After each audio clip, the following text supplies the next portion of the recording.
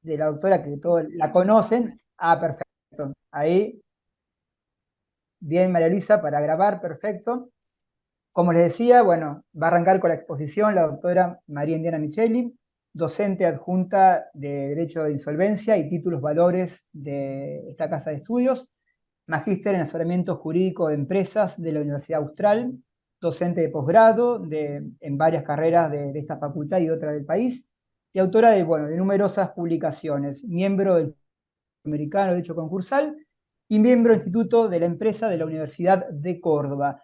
Bueno, Indiana, con esta breve introducción te Gracias. damos la palabra para que comiences con la jornada. Te dejé nomás porque era parte protocolar necesaria. Bueno, un comentario antes de comenzar, más allá de todos los agradecimientos a todos. Vamos a pasar el debate al final, luego que expongamos nuestros fallos, que comentemos, al final para ordenar el debate, vamos a abrir el Perfecto. debate, las preguntas, todo lo que ustedes quieran. Les comento algo. A mí me toca exponerle dos fallos, comentar o relatar. Dos fallos que tienen una particularidad. Uno es Fundación Educar y el otro es el fallo Gali Basualdo. ¿Qué es lo que tienen en común? Es una ponderación de los derechos en juegos con mirada de género. Fundación Educar se trata, ahora voy a relatarlo en primer lugar, de una niña que ha sido víctima a los 2 años de edad, víctima de violencia sexual, y se le da una tutela diferenciada. Y del otro lado está Gali Basualdo, donde hay una mujer, una abogada, y van a ver por qué pongo resalto en eso, que es víctima de violencia económica, de violencia patrimonial, y se da una exclusión de voto. Las situaciones fácticas son dos concursos preventivos, son absolutamente disímiles. La única nota que tienen en común es que la Cámara, coincide en la misma sala que les da la tutela, al fundamentar o argumentar los derechos que están en juegos y buscar lo que llamamos una reparación integral o una tutela, lo hace con mirada de género. El primero, Fundación Educar, creo que de los dos fallos es el menos, si se quieren, cuestionado. El Gali Basualdo, que se editó ahora hace unos meses, es muy controvertido, es muy polémico y van a ver por qué. Lo que tienen en común es que son los primeros precedentes concursales que tienen esta visión de basarse concretamente, exorbitar la ley concursal y fundamentarse en convenciones como la Convención de Belén du Pará, que protege a las víctimas de violencia de género. Los dicta, los comento ya, la Sala F de la Cámara Nacional Comercial, que tiene esta mirada en concreto. El primer fallo.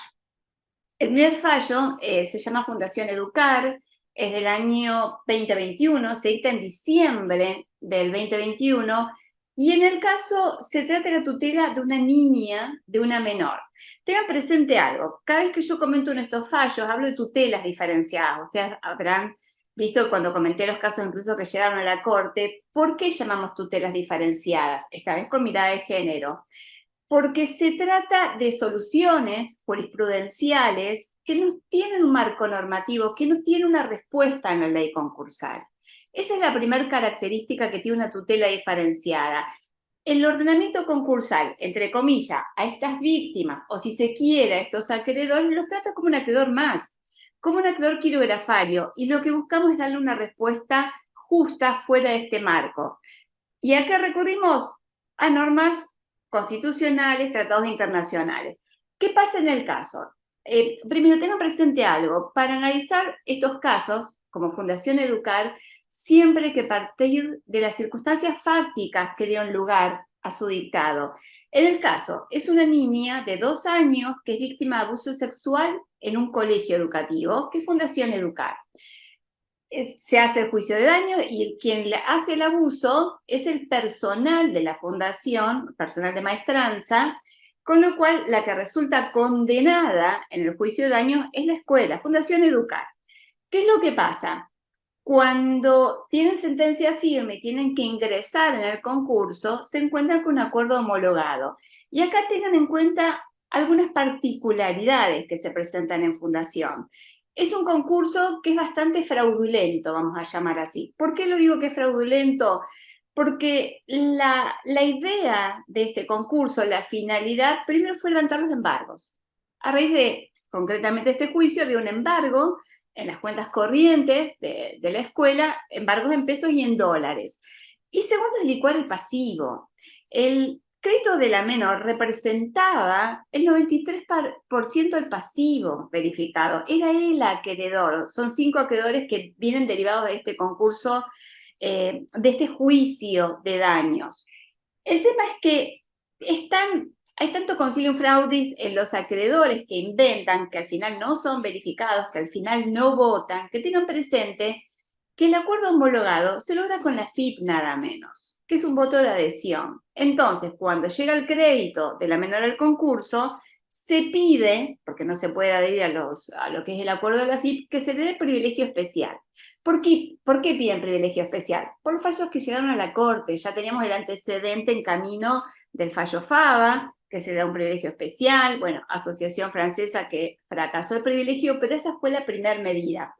Y lo segundo que piden, y lo que sí se les da, es una tutela integral del crédito. ¿Qué pasa? Hay un acuerdo homologado y el juez en primera instancia rechaza la tutela, no se la da en primera instancia, no considera que este crédito tenga que tener un tratamiento diferenciado ni que todas las circunstancias del concurso lo ameriten. Lo trata como un caso más.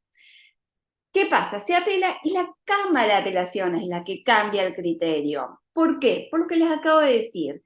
Acá en Fundación tengan presente algo, hay una doble ponderación de los derechos en juego, de que es una niña, es un menor, y del otro lado, que es una mujer víctima de violencia, concretamente violencia sexual, vamos a llamarlo a los 2 años de edad. Con lo cual, esta doble ponderación determina que la Cámara resuelva respecto al crédito a la menor, no le dan privilegio, aclaro, no va a ser privilegiada. Lo que le dan es lo que se llama una reparación integral. ¿Qué le permiten?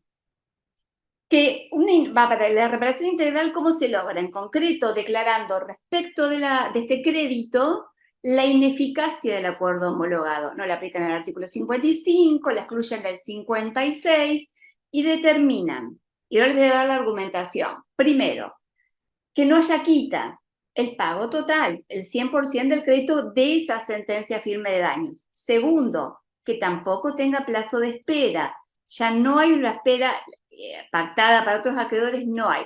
Tercero, el pago de los intereses postconcursales. Y esta es una novedad del caso también, que la reparación integral de la víctima se logra con ese juicio que había tardado muchísimos años hasta que entra el concurso. Todos esos intereses postconcursales se cobran. Y con una condición más, con la tasa de sede civil y no con la tasa concursal, lo cual le da más intereses. ¿Qué se deja de lado? El artículo 19 de la ley concursal, que es la cristalización de intereses. Y la medida más problemática y más criticada por la doctrina, concretamente es, la cuarta medida, es la posibilidad de cobrarlo en dólares. ¿Por qué les cuento pasa esto? Porque se habían embargado las cuentas corrientes de la escuela, vamos a llamarlo así, en pesos y en dólares. Entonces, la opción que le da la Cámara, con voto en disidencia, obviamente, es usted elija cómo quiere cobrar, en pesos o en dólares. Si es en dólares, valor oficial, más el impuesto país, pero tiene la opción. Este es el punto más criticado, ¿por qué? Porque el crédito es en pesos, así fue verificado, porque el acuerdo homologado es en pesos y yendo a las propias disposiciones del Código Civil y Comercial, concretamente, el deudor tiene la posibilidad, aunque tenga una deuda en moneda extranjera, como lo va a analizar un caso que tiene María Luisa, tiene la posibilidad de pagar en pesos. Acá se le da la opción. Este es el punto más cuestionable. Ahora, fíjense lo siguiente. ¿En dónde encuentra fundamento esta tutela diferenciada? A diferencia de todos los otros casos de los niños, y el caso que va a comentar ahora Gloria, que es el concurso OIPAN, donde hay una tutela diferenciada de un niño, acá es diferente la mirada, porque se toma en cuenta que la reparación integral viene más allá de las convenciones internacionales, insisto, del derecho al niño a una vida digna, a su integridad psicológica, a una vida plena. En la Convención de Belén de Pará, la Cámara pone acento en esta convención. Y más allá de las convenciones internacionales que son operativas, que están por encima de nuestra ley concursal, eso es indiscutible, ya lo dijo la Corte Suprema en el caso FABA, Instituto Médicos Antártida. En este caso, la Convención establece que si hay una mujer víctima de violencia en un establecimiento educativo, tiene que tener una tutela. Tiene que tener una tutela diferenciada. Y los derechos de estas víctimas, fíjense, subrayo una palabra que dice la Convención, Belén do Pará, tienen derecho a una reparación integral. Por eso es la solución que les acabo de comentar, sumado a que se entiende que los derechos de las víctimas son intangibles y son irrenunciables. Llevado al marco un concurso preventivo que entiende la Cámara, que no son negociables, y le dan la tutela. Tengan presente algo. Se aplica la normativa constitucional, estos tratados, fundamentalmente, y se aplica porque tenemos leyes nacionales que protegen a la violencia de las mujeres. Le digo cuál es. A nivel nacional tenemos la ley 26.485 que la Cámara cita, que es la protección integral de una mujer. Y sumo un dato más. No se quedan con ese solo argumento para la reparación integral del crédito de la niña, sino que le suman el Código Civil y Comercial, el artículo 1740, que es algo que toca el fallo que va a comentar Gloria. Se van al Código Civil y Comercial y establecen que tiene que haber una reparación integral del crédito, que no se lograría si le pagamos con quita, si le pagamos con espera, o si no le damos inclusive los intereses, porque se licúa totalmente. Hay un cálculo hecho por la Cámara de Apelaciones que si no se le pagan los intereses, se licúa el crédito de la menor y no habría la reparación integral. Esta es fundación. Comento algo, después se abre el debate para poder comentar Gali Basualdo ahora. Tengan presente algo, cada vez que nosotros hablamos de una tutela diferenciada en materia concursal, yo siempre parto de algo. Son soluciones pretorianas. No están previstas normativamente en el marco de la ley concursal. Estas víctimas de estos daños, los que fueron, no tienen un tratamiento diferenciado. De ninguna manera, ni en el concurso ni en la quiebra. Entonces, va de la mano de los jueces dar una respuesta justa a estos casos. Yo siempre termino diciendo, cuando escribo una tutela, son soluciones excepcionales para casos extremos. Y aclaro algo más, no salieron a proliferar tutelas por todos lados, son contados en el país los casos donde se dan estas respuestas. Ese es el primer caso. El segundo, y acá sí, que voy a comentar, sé que es el más polémico, el más criticado. Yo lo comenté a este fallo cuando salió el microjuris. Yo estoy de acuerdo con la solución, pero sé que es ultra polémico. Se los hago breve. El caso Gali Basualdo es de marzo de este año, es de la misma sala, la sala F, que cita justamente en sus argumentos el caso anterior que acabo de comentar. ¿Y en qué se basa? Es una exclusión de voto, es un voto hostil, concretamente, pero acá, ¿y qué se basa la exclusión de voto? En la Convención de Belén do Pará, nuevamente, en violencia contra una mujer. ¿Qué clase de violencia en el caso? Y acá cambia. Acá es violencia patrimonial, acá es violencia económica. ¿Qué es lo que pasa? Para entender, acá hay un entramado fáctico muy particular, muy particular. Es un culebrón. Yo siempre cuando lo doy en los posgrados digo, esto es un culebrón para que me entiendan. Lo voy a hacer breve. Es una abogada, y fíjense por qué voy a destacar que es abogada. Es una abogada que tiene un divorcio, un juicio, y le encarga a un abogado el trámite de divorcio y demás temas. Se pone en pareja, evidentemente, con este abogado y terminan mal. Arriba de este honorario, se firma un convenio de honorarios, hay un reconocimiento de deuda, y este abogado la ejecuta por una deuda de $130.000, la deuda del concurso, y determina que ella se tenga que concursar porque le van a liquidar su único activo. Su único activo es su casa, su vivienda donde vive con menores. ¿Cuál es el tema? Desde que se presenta en concurso preventivo, le abren el concurso preventivo en concreto, este abogado le apela a la apertura, dice no, este concurso es una aventura procesal, la concursada es una fabuladora, no va a prosperar porque yo tengo el voto determinante y yo no voy a votar a favor. Eso lo hice de entrada. Este concurso tiene un final anunciado que es una quiebra indirecta. El concurso se lo abren y le rechazan la apelación y el concurso sigue adelante. Él logra verificar, se los hago muy breve, queda como admisible, pero una particularidad que tiene, que van a ver que después el voto es nulo. ¿Por qué? Porque en el juicio ordinario posterior se descubre que este crédito tiene una causa nula. Los honorarios y la convención de cuota litis que él hace se basa en un juicio de familia, está prohibido, nulidad absoluta, y se lo gana la concursada en primera instancia. Pero fíjense la particularidad que tiene. Se dicta el 36 y luego la causa del crédito es nula, por lo cual él tiene el derecho a votar en principio. En suma, ¿qué es lo que pide la concursada? Y en primera instancia no se lo dan. La concursada en primera instancia dice, su voto no va a ser, en primera instancia le rechazan la exclusión de voto. ¿Por qué le rechazan? También lo hago breve para terminar porque me quedan 5 minutos. ¿En qué se basa el rechazo? En lo que sostiene la mayoría de la doctrina. Las exclusiones tienen que ser miradas con sentido restrictivo, sea porque excluís al complaciente o sea como que excluís acá al voto hostil. Y en el caso no entendió el juez de primera instancia que hubiese una hostilidad. Hay un derecho a no dar el acuerdo. La Cámara, esto se apela obviamente, llega a la Cámara, analiza la conducta de este acreedor y considera que todo el desarrollo es hostil. Desde un inicio donde le amenaza que le va a vender el inmueble, que le va a ejecutar, que le va a llevar una quiebra indirecta.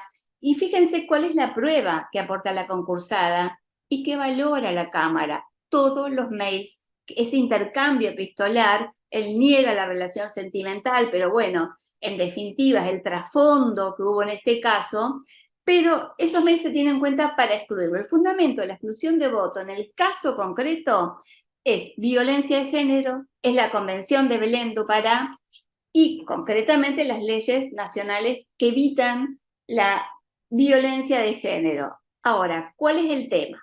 ¿Cuál es la crítica a este fallo que hace la doctrina? Primero, igual solución se podría haber dado sin recurrir al género. Hay muchos que no les convence el fundamento de género.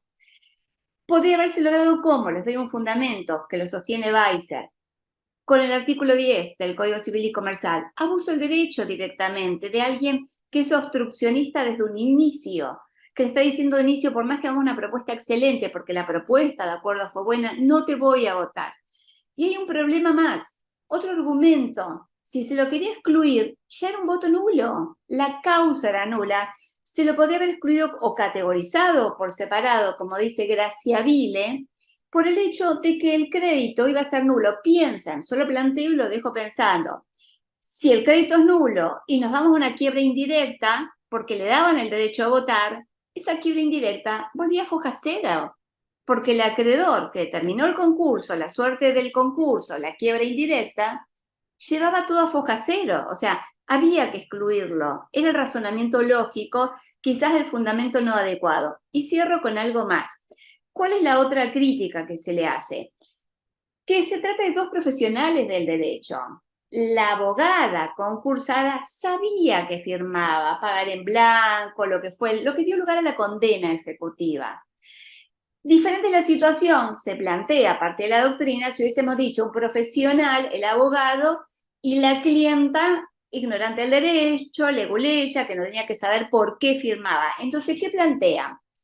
Desigualdad en términos de poder, ¿se dan cuenta? De conocimiento, lo que fuera, y ahí sí pueden entender violencia. Entienden que si somos dos profesionales, no hay violencia. Yo cuando comenté el fallo, y cierro con esto, dije que no estoy de acuerdo. No estoy de acuerdo porque creo que entre profesionales puede haber violencia. Creo que lo que seamos profesionales lo quita. Segundo, no comparto lo que dice, lean el fallo Galli Basualdo, el voto de Tevez, donde dice que se debe presumir iure de iure la violencia en estos casos. No, perdón, no se puede presumir iure de iure. Podrá ser una presunción iuris tantum, hay que probarla. No es un estatus que somos mujeres y de ahí nomás ya parte porque si no ahí sí tenemos un problema, que es lo que critica la doctrina, ante una situación concreta, que cualquier situación es violencia, no lo generalicemos. Es el fallo más problemático, es el más polémico, la doctrina concursalista en su mayoría no está de acuerdo, no con la exclusión, y cierro, con el fundamento. ¿Estamos? He cumplido mi tiempo, lo dejo. Gracias, Indiana, gracias. Les recuerdo a todos que se le enviaron los fallos, así que tienen la posibilidad de ir viendo los fallos y si tienes unas preguntas para después al final, marcar algo. Así que bueno, perfecto, Indiana, muchas gracias. Y seguimos con la doctora Gloria Torresi, la doctora profesora Está bien, no adjunta. me presentes, odio las presentaciones. Soy la profesora Bueno, Gloria, adjunta nada más. profesora adjunta, así que Dale, perfecto, Gloria, con eso estamos y te damos la estamos. libertad de tu exposición. Bárbaro. Bueno, el fallo que voy a comentar yo es de Rosario, lo que lo hace, digamos, al ser local, lo hace interesante porque ya estamos viendo, o vamos a ir viendo cómo se resuelve en Rosario. Es un fallo de Distrito 3 del doctor Zavale, que fue dictado en una verificación tardía de Franco Fernández, que es el acreedor, en el concurso de IPAM, un concurso preventivo de IPAM. En cuanto a las circunstancias fácticas del caso, se trata de un crédito que tiene Franco Fernández, que viene de una sentencia firme por un juicio de daños y perjuicios, que está derivado de una mala praxis que Franco sufre al nacer y que le provoca una incapacidad del visual del 42%, según dice la sentencia, y le da un 17% de daño psicológico. Un daño que ha sufrido toda su vida. No pudo hacer prácticas de deporte, sufrió bullying, etc. Entonces, ante el concurso ya homologado de PAM, Franco Fernández solicita se le reconozca un privilegio especial involuntario. Quiere ser pagado, solicita ser pagado, antes que los quirografarios, junto a los privilegiados especiales, y para ello hace un planteo de inconstitucionalidad de los artículos 239, 240 y 241. Recordemos que el artículo 239 es de la ley concursal, es el que dice que todos los privilegios se van en la ley en un proceso concursal, se van a regir por lo que dispone la ley concursal. El 240, el 241, bueno, todos sabemos, los acreedores del concurso, los privilegios especiales. Entonces, fundamenta su pedido, reitero, en un planteo de inconstitucionalidad y solicita la aplicación de los tratados internacionales y en particular los derechos del niño, niña y adolescente. La concursada, como les dije, había homologado el acuerdo con una quita del 60% en 16 cuotas anuales y 5 años de espera. El abogado, la verdad, el abogado de IPAM, un avión, porque lograr semejante acuerdo, estamos más o menos en el 2021, es este fallo, bueno, logra esto, pero ¿qué pasaba con el actor? El actor, si bien su madre durante 10 años no había iniciado juicio, una vez que lo comienza, está 12 años para sacar la sentencia, para obtener sentencia, y cuando llega se encuentra con un concurso homologado en estas condiciones. 16 cuotas anuales con 5 años de espera, o sea que tenemos 21 años, y una quita del 60%. Franco Fernández terminaría de cobrar su crédito cuando tuviese 45 años, de un daño que había sufrido al nacer. Bueno, este fallo considera expresamente a Franco como un acreedor involuntario, dentro del abanico de acreedores involuntarios o de distintos tipos de acreedores, los vulnerables, los involuntarios. los pequeños consumidores, algo que se están reuniendo bajo ese término genérico de acreedores involuntarios.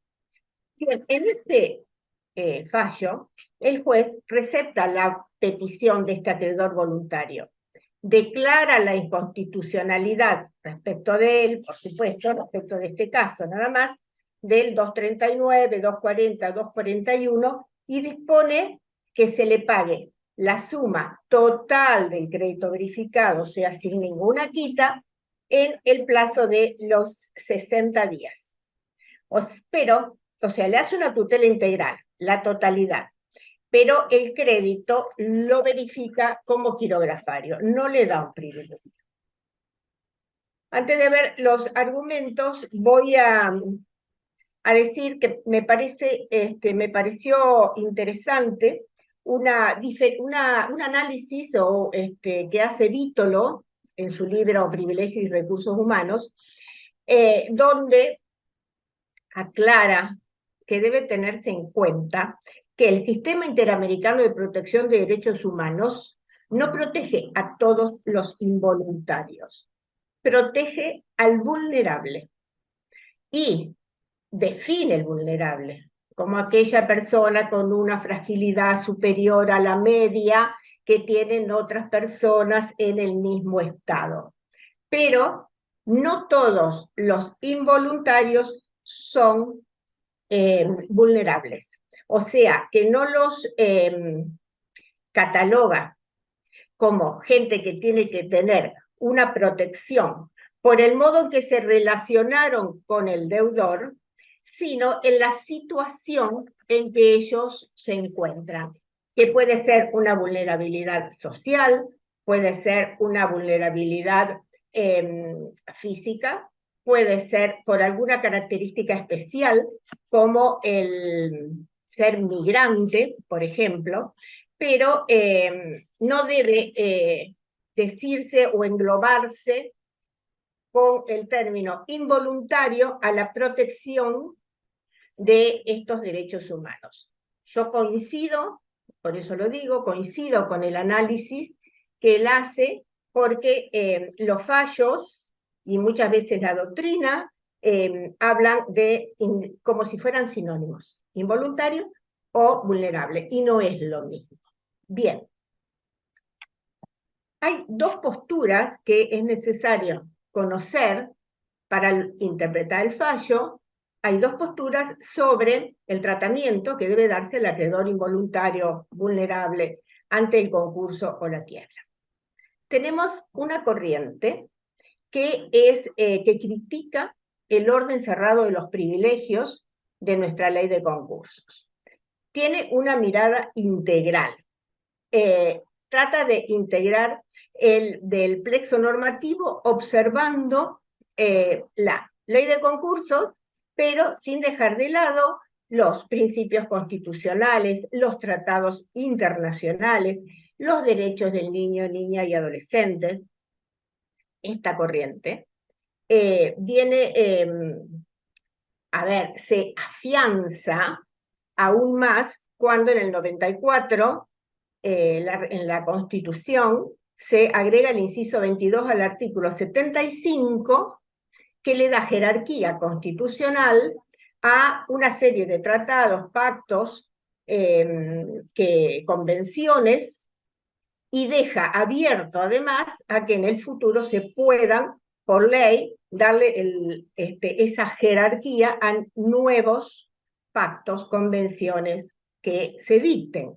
Eso, más el Código Civil, que establece la pluralidad de fuentes que exceden el texto mismo, hace que esta postura de una mirada integral tenga más fuerza, se haga más fuerte ante la otra postura, la tradicional, la que entiende que el orden de los privilegios es cerrada, que no puede ser afectado por resoluciones que de pronto vayan a crear privilegios que están afectando, pueden afectar la par condicio, o las garantías reales que se han ofrecido en su momento, o sea, de los que han contratado con el hoy concursado o fallido, posibles descalabros, tanto para la masa, para el concursado. Es decir, estas son las dos posturas y la jurisprudencia nueva, que voy a referirme a los fallos de la Corte, contradictorios, pero ya en el 95, con González Feliciana, muy comentado por todos, por la doctrina, por los profesores, por lo citado en los fallos, contra microómnibus. Feliciana González, que era una señora de edad madura y que tiene un accidente hasta que mientras espera el juicio, tiene una sentencia, llega a un concurso que está homologado con una quita y una espera enorme que ella no iba a poder llegar a cobrar dada su edad. Con lo cual se le da ahí el pronto pago, o el derecho al pronto pago. Esto es lo primero que encontramos del 95.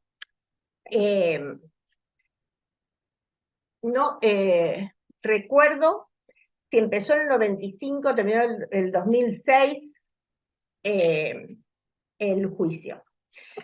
En Rosario también tenemos algo similar a Feliciana, en González contra el hospital italiano, que es del juzgado de las 7, juzgado del doctor Quiroga, donde en un caso similar también le dan derecho al pronto pago. Pero estos son antecedentes, pero llega a la Corte. Llega a la Corte con su fallo Asociación Francesa, que ya se estuvo refiriendo Indiana, y ahí la Corte confirma una decisión de la Cámara en la cual dice que el sistema de los privilegios es cerrado, es de orden legal, y es lo que dice nuestra ley de concursos, que no se pueden crear nuevos privilegios, que se va a afectar la par condicio, que el número de privilegios legal cerrado. Pero pocos meses después, 6 meses creo que habían pasado, cuando la Corte, con una composición diferente, porque Rosenkrantz no estaba y lo ocupó el lugar de conjuez la doctora Medina, el Instituto Médico Antártida, también el Instituto en un incidente de verificación, saca un fallo totalmente contrario. Entendió que correspondía declarar la inconstitucionalidad del 239. También son casos, siempre estamos hablando de casos de malas praxis, en los dos. Fíjese que los dos son deudores, son institutos médicos. Declara la inconstitucionalidad y procede a ordenar un pago pendiente a este acreedor. Mariela, creo que está, Mariela Barbero, que está con un micrófono abierto. Bien, ¿cuáles son los privilegios? Los argumentos que dice, es muy importante este caso Instituto Antártida, porque está sirviendo ahora de base a los fallos nuevos y específicamente al que estoy comentando. ¿Cuál es el argumento que utiliza? Que el sistema de privilegios debe integrarse con disposiciones contenidas en los tratados internacionales, con jerarquía internacional, en los derechos del niño, niñas y adolescentes, la especial protección de las que merecen las personas con discapacidad, los derechos constitucionales, el derecho a la vida, el derecho a la salud, y que en algunas situaciones de vulnerabilidad, algunas situaciones ameritan que se alejen, se deje de lado el esquema legal y se conforme, se resuelva por alguna preferencia o privilegio. También hay un fallo del año pasado de San Luis que se llama Anzaloni en Clínica del Niño, un incidente del pronto pago, que sigue este fallo de la Corte de Instituto Antártida y se le da también un derecho al pronto pago. Ahora vamos volvamos a nuestro Franco, que no tiene una discapacidad total, ya dije que había llegado por una mala praxis que le produjo una disminución del 42% de su visual, y que sufrió toda la vida este tema, y que solicita, reitero, que se le reconozca un privilegio especial a ser pagado antes que los quirografarios, junto a los privilegiados especiales, y para ello pide se declare la inconstitucionalidad del 239, 240, 241, y se apliquen los tratados internacionales, en particular los derechos del niño, niña y adolescente.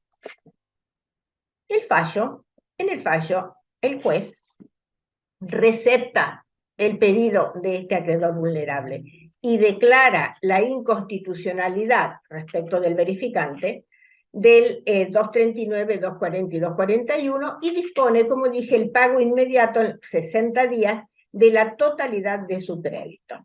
Pero lo verifica como quirografario. Yo pensaba, si no lo pagaba, ahora debo decir, este fallo fue apelado y luego fui a la Cámara a ver qué había pasado y quedó ahí en la radicación, pero nos enteramos de que hizo un acuerdo. Pero si hubiera venido la quiebra, no tenía un privilegio, porque lo había verificado como quirografario. O sea que si el PAM llegaba a quebrar y no había pagado en los 60 días, Franco Fernández iba a la cola.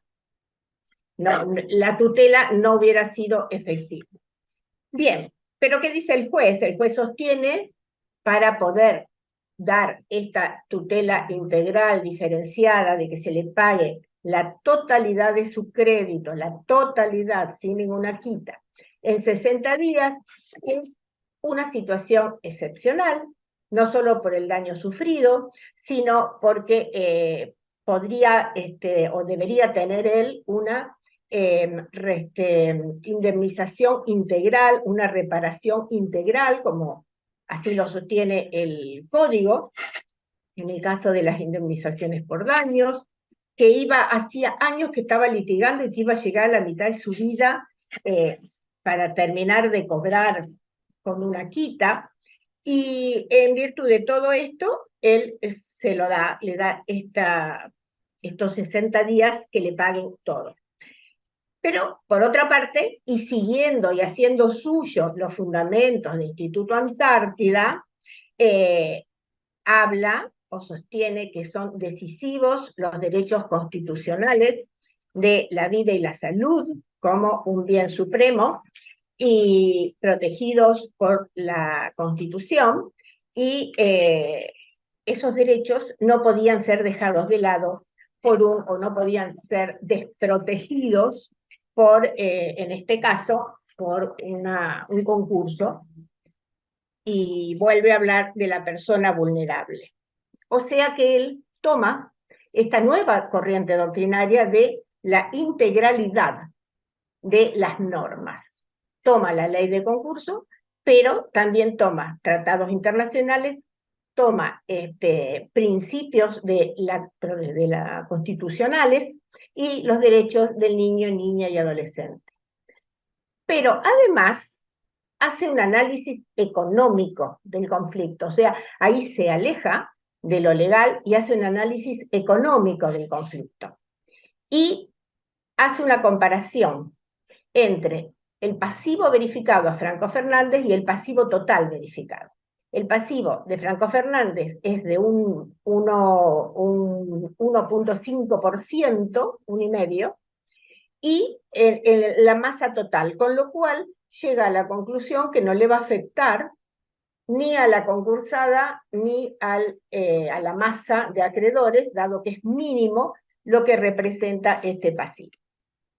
Bien, el dilema, como dice Indiana cuando comenta este fallo, radica en que estos derechos humanos no cuentan con ningún tratamiento diferenciado en nuestra ley, y entonces debemos recurrir a normas de rango superior. Ahora bien, el tema, a mi entender, necesita una reforma de la ley de quiebras. Debe estar regulado, porque se le debe dar claridad a todas las relaciones jurídicas.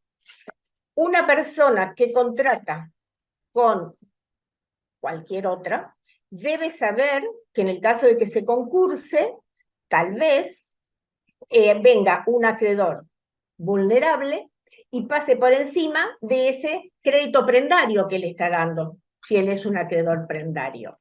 Creo que el vulnerable debe ser protegido, pero por otro lado se le debe dar seguridad jurídica a todos los acreedores, con lo cual tener reglas claras, para mí es muy importante tener reglas claras, tener seguridad jurídica y no estar en cada caso a lo que el juez piense si hay que darle una tutela diferenciada, si hay que hacer una aplicación de principios constitucionales. Creo que es lo más sano. Acá me dicen van 18 minutos, ya termino, solamente quería recalcar esto, démosle la tutela, sí, protejámoslo, pero también protejamos al resto, con lo cual para ello necesitamos que haya reglas claras, una reforma a la ley, nada más. Perdón, 3 minutos que me pasé. Gracias, Gloria. Gracias por tu exposición. Bueno, muy bien. Seguimos ahora con la doctora María Luisa Duarte. Hago una breve presentación también de la doctora Duarte, docente también adjunta de la Cátedra de Derecho e Insolvencia y del taller de la práctica del derecho con orientación en derecho comercial. Bueno, aparte de la doctora es abogada especialista en Derecho de Familia, doctorado en cursos, seminario y posgrado, Derechos Humanos, Fundamento y Perspectiva, diplomatura en Estudios Avanzados en Entornos Virtuales y Enseñanza y Aprendizaje. Doctora Duarte, con esta breve introducción le cedo la palabra. Muchas gracias, Marco. Buenas tardes a todos.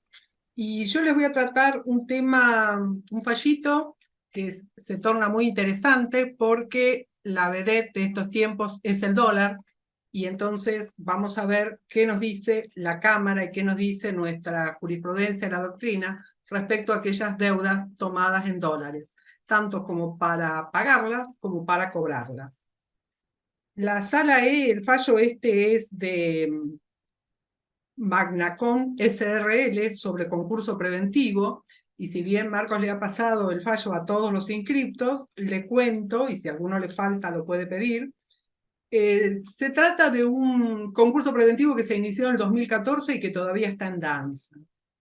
Nos tomamos nuestro tiempo en la justicia y aquí estamos. Este fallo tiene su análisis dentro de una economía volátil, muy volátil, y donde la seguridad que pretende Gloria no la podemos tener a pesar de las leyes que se dicten. Lo cierto es que en este fallo estamos ante un concurso preventivo donde por el artículo 36 aquellos acreedores o pretensos acreedores que se habían presentado pidiendo la verificación de su crédito a través, con el derecho a que se le respete su moneda de origen o de contratación, le fue así aceptada por la sentencia del artículo 36, que es aquella que declara verificados o admitidos los créditos. Llegado el momento de la propuesta que debía hacer esta concursada, dice que va a respetar la moneda de origen. Parece ser que en la bilateralización que se va a hacer de esta discusión, por el cual se le va a pedir la quiebra por uno de los acreedores con moneda extranjera, interpone una aclaratoria y le dice que no es precisamente un recurso de aclaratoria, sino que pide una aclaración, y le pide a la concursada le diga, efectivamente, ¿me vas a pagar con la moneda de origen? ¿Me vas a dar dólares billete? A lo cual la concursada dice, sí, te voy a dar dólares billete. Obviamente está inmerso en la que fue la tensión de la contratación para poder, ustedes saben, obtener la conformidad para poder llegar a la instancia que llega, que es obtener las doble conformidades establecidas por la ley, y que el juez no solamente se declare la existencia de un acuerdo, sino que lo homologue. Y aquí estamos ahora en la etapa de cumplimiento, es decir, que no solamente se homologó el acuerdo, sino que estamos en la etapa de cumplimiento, donde la obligación o el pago se había pactado en distintas cuotas, de las cuales 4 fueron pagadas en tiempo y forma, aunque la acreedora dice que en la cuarta le faltan los intereses, pero el planteo que hace la concursada es decirle, señor juez, yo no puedo pagar, pero tengo voluntad de pago y quiero que se me autorice a pagar con el equivalente en pesos. No está pidiendo la especificación 1 a 1, sino que está hablando de equivalencia, o en su defecto, que ordene al Banco Central de la República Argentina a que me dé los dólares suficientes como para poder pagar. El juez de primera instancia entiende que no, que debe cumplir con lo estipulado, con el acuerdo homologado, y le rechaza bajo apercibimiento, lo intima a que cumpla con su obligación en la moneda de origen bajo apercibimiento de decretarle la quiebra. La concursada obviamente no estaba de acuerdo, recurrió, va en apelación a la Sala E, y este es el fallo que estamos hoy charlando, en el cual ratifica la voluntad del ACUO, es decir, que le dice vaya y pague con la moneda de origen. Este vaya y pague bajo la moneda de origen lo está diciendo basándose en que estamos en un ámbito negocial donde podía en la concursada haber hecho uso, como antes hablaba Indiana, hoy nuestro Código Civil y Comercial de la Nación le permite al deudor, a opción del deudor, decir cómo va a pagar. Es decir, si va a pagar con la moneda de origen, si va a optar por pagar por una equivalencia, y en el caso de la equivalencia, es decir, pagar con moneda de curso legal, equivalente, y entonces ahí nos preguntamos equivalente a qué. O sea, deberíamos determinar cuál es la equivalencia, en función a qué va a tomar esa equivalencia.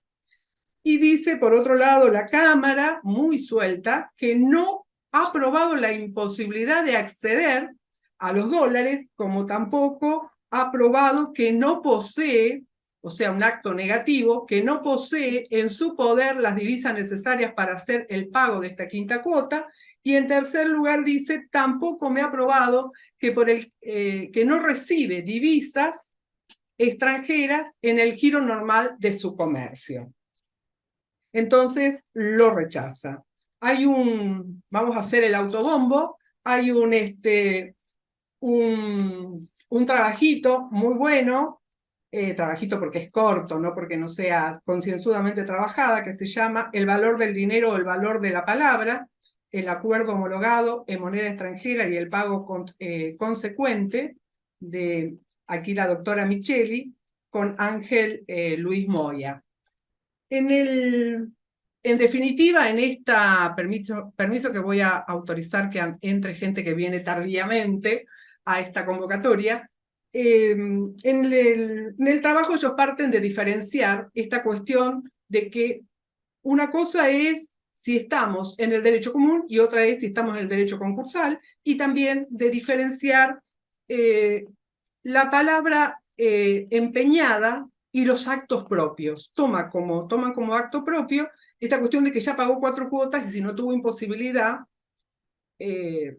no existiría hoy la imposibilidad y no podría desdecirse. Yo me voy a permitir disentir con mi amiga Indiana, y ella me entenderá, que en esta economía tan cambiante no puedo tomar como base algo que pasó en enero, en febrero, en marzo, ni que pasó ayer.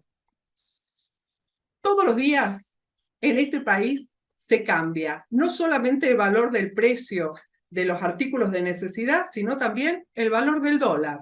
Mientras hablamos, el dólar sigue subiendo, hay inflación, y la restricción a la obtención de la divisa extranjera es generalizada.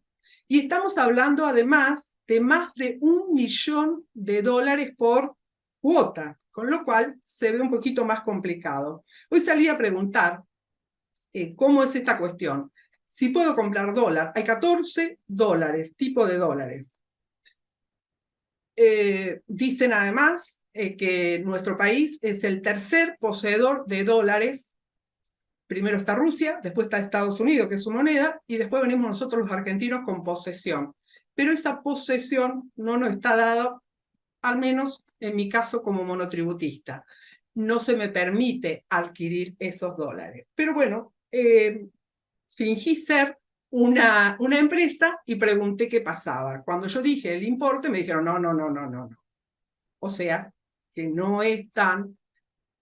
o sea, tanto el fallo de primera instancia como el de segunda instancia no llegó al centro de la cuestión. El centro de la cuestión es dirimir si efectivamente podemos adquirir dólares y a qué precio lo podemos adquirir. Y hasta dónde no podemos invocar la teoría de la imprevisión, el acto del príncipe, y esta cuestión de decir, no hay abuso de derechos si yo le estoy proponiendo pagar en equivalente. Es más, le estoy diciendo al juez, le dije en la Cámara, señor, permítame, dígale al Banco Central de la República Argentina que me permita, que me autorice adquirir la cantidad de dólares suficiente para hacer el pago. No pasó por ese lado el razonamiento de este fallo, con lo cual los invito a ustedes a pensar respecto a la salida, porque ya no solamente, si bien es cierto que tenemos que diferenciar si estamos ante un concurso o fuera de un concurso, lo cierto es que hoy la cuestión del dólar y cómo vamos a pagar y cómo vamos a recibir el pago se extiende a todo el derecho general y no va a quedar suscripto pura y exclusivamente la problemática al derecho concursal. Si nosotros hacemos el análisis de que estamos ante un proceso concursal y estamos ante un convenio concordatario homologado que con fuerza, de tal fuerza que tiene además cumplimiento, nos encontramos que sí, está bien, debería pagar en la moneda de origen, pero hay una restricción, hay un acto que le es extraño a este deudor, en este caso en particular.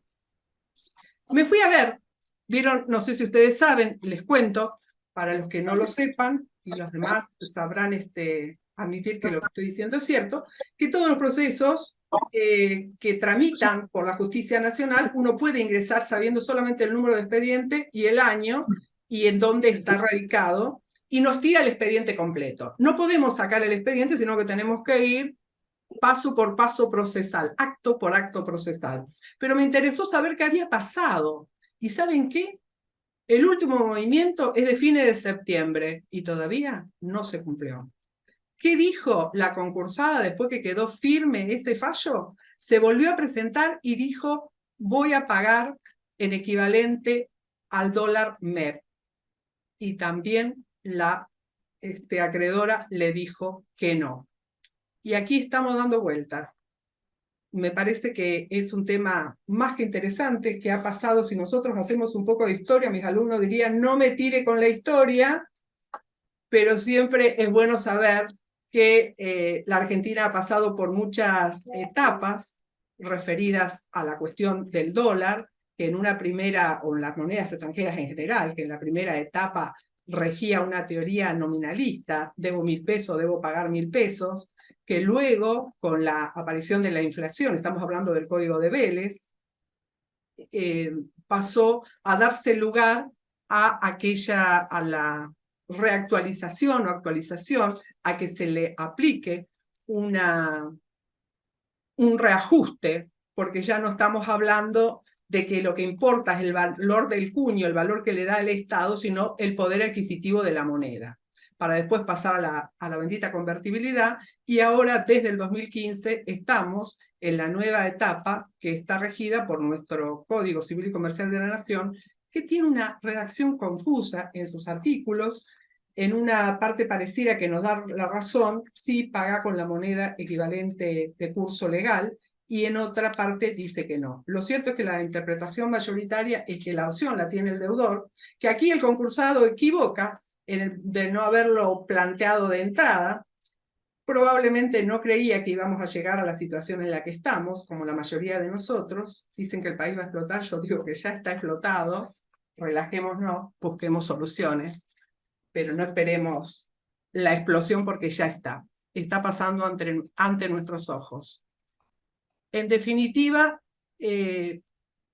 quiero preguntar esta cuestión, y lo pregunté, les decía esta mañana, de averiguar por dónde pasa la cosa, ¿no? Porque si la cosa pasa realmente, y parto del principio de la buena fe de que el concursado en realidad no puede obtener y sí tiene voluntad de pago, y también por la práctica del derecho. Me encuentro en muchos casos, en mi propia práctica, que no podemos acceder al dólar. Es más, si me depositan en dólar judicialmente, el juzgado me va a pedir para transferirme los dólares una cuenta en dólares. ¿Y saben que no se abren ya cuentas en dólares?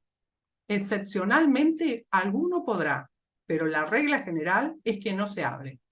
Hoy Alicia Pereira, a quien agradezco su generosidad, charlaba con ella y le comentaba que en uno de los juicios que llevo, que no es concursal, me dice el juez, vamos por el dólar MEP, vamos a abrir una cuenta del dólar MEP. Entonces me dio las directivas que da el Banco Municipal de Rosario. Yo todavía estoy en tratativas. Alicia me dice que ella ya superó esa etapa y que cuando llegó, que firmó el juez para que le dieran la apertura de la cuenta comitente MEP, del dólar MEP, le dijeron de que hay una nueva disposición del Banco Central de la República Argentina que les impide esa apertura de cuenta comitente. En definitiva, me parece que hay una cuestión que va más allá de lo que nosotros podemos analizar pura y exclusivamente desde el derecho. Hay una cuestión práctica de peso, una restricción, un acto del príncipe, una teoría de la imprevisión que debemos comenzar a pensar, y me gustaría que en el debate lo charlemos. Muchas gracias. Gracias a vos, María Luisa, muy interesante. Bueno, muy bien, pasamos ahora a la doctora Silvana García, docente titular de la cátedra, concurso de Derecho, de la Insolvencia, nuestra querida facultad, doctora en Derecho, magíster en asesoramiento jurídico de empresas, docente de posgrado en varias carreras de esta facultad y de otras del país, miembro correspondiente a la Academia Nacional de Derecho de Córdoba. Silvana, te cedo la palabra. Bueno, buenas tardes, muchísimas gracias por quedarse hasta el final en esta tarde propicia para merendar y tomar mate. Pero bueno, ya están aquí, no vamos a dedicarnos a otra cosa que no sea esto. Muchísimas gracias a todos los que participaron antes en las exposiciones, que realmente todos los profesores de esta cátedra se esfuerzan muchísimo en sus preparaciones, así que es un orgullo para mí tenerlos de pares. Bueno, el fallo que me toca a mí comentar, ustedes lo han recibido probablemente hoy en la segunda oportunidad en que se les mandó el link de este Zoom, porque no estaba en el primero, por las dudas se los digo, para que si lo quieren leer con más detenimiento después, lo puedan encontrar.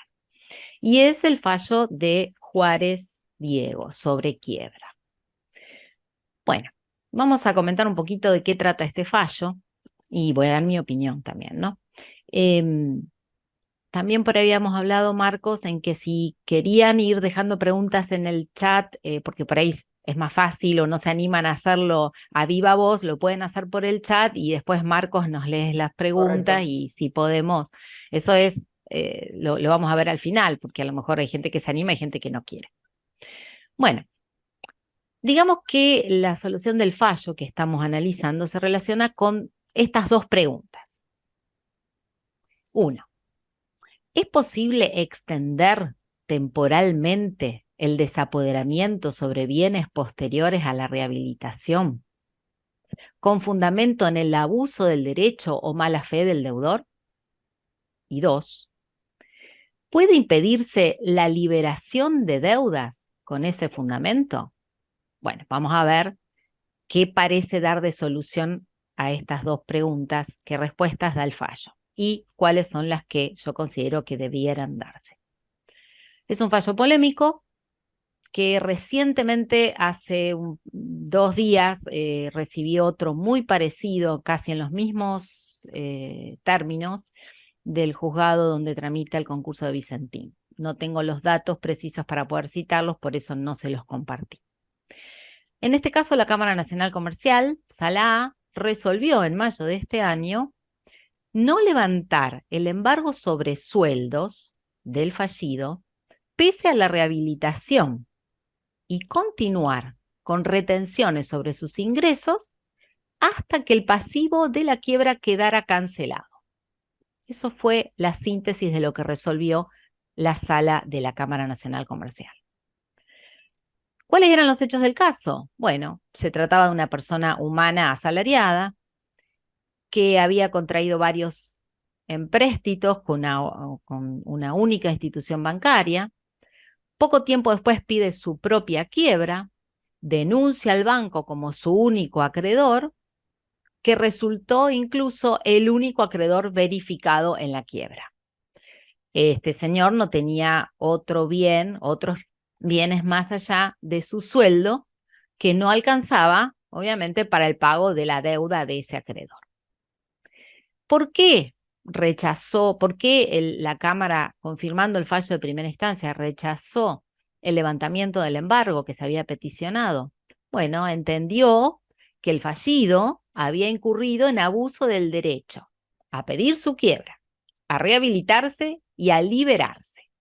Que la quiebra, dijo la Cámara, había sido pedida con el único fin de liberarse del pago de las deudas. Y como la rehabilitación y la liberación de deudas tiene que ser precedida de una conducta de buena fe y un ejercicio regular de los derechos, la Cámara entendió que no podía admitirse el levantamiento del embargo a partir del año de la quiebra porque se estaría amparando la conducta abusiva del deudor. Yo realmente no estoy de acuerdo con la solución del caso. Pienso que en el análisis es necesario diferenciar los diversos efectos patrimoniales que derivan de la rehabilitación de la persona humana. En ese sentido,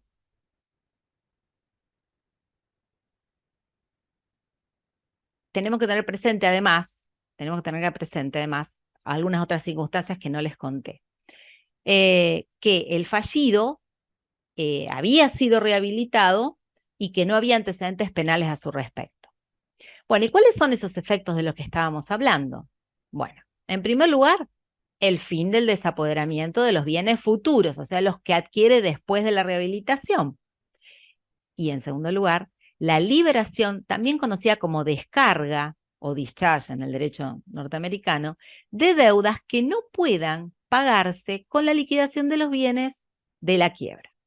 Ahora, son dos consecuencias diferentes. Una es el fin del desapoderamiento de los bienes futuros, o sea, no poder agregarse más bienes a la quiebra, y otra es la descarga o liberación de esas deudas, digamos, el beneficio de no pagarlas nunca más, si no alcanza lo que hay en la quiebra. En cuanto al primer efecto, el fin del desapoderamiento de los bienes futuros, que está expresamente establecido en el artículo 107 de la Ley de Concursos, significa que los bienes que el fallido adquiera luego de la rehabilitación no pueden ser objeto de desapoderamiento y liquidación en su quiebra.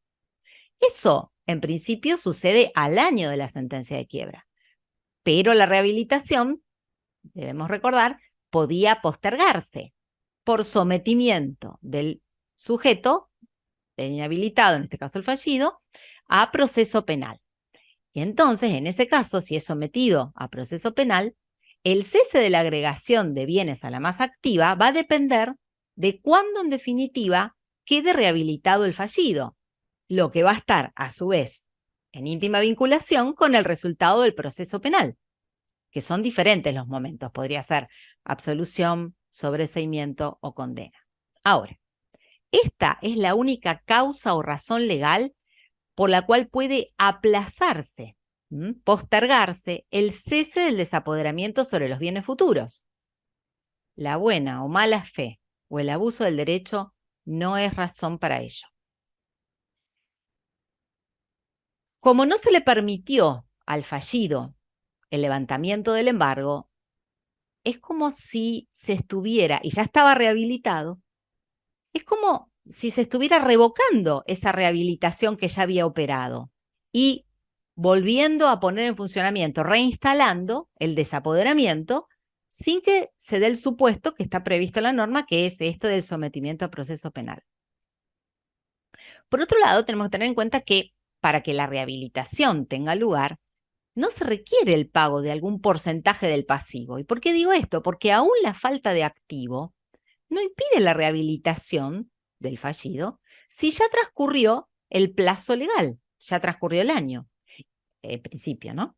Y no hay antecedentes penales que determinen que se tenga que prorrogar, que es lo que sucedía en el caso. Entonces, es indiferente valorar una conducta abusiva o no del deudor anterior o al mismo momento de la rehabilitación vinculada al pago del pasivo. ¿Por qué? Porque con o sin bienes, con o sin pagos, la rehabilitación va a operar igual. Y también su efecto patrimonial, el cese de agregación de esos bienes a la masa liquidable.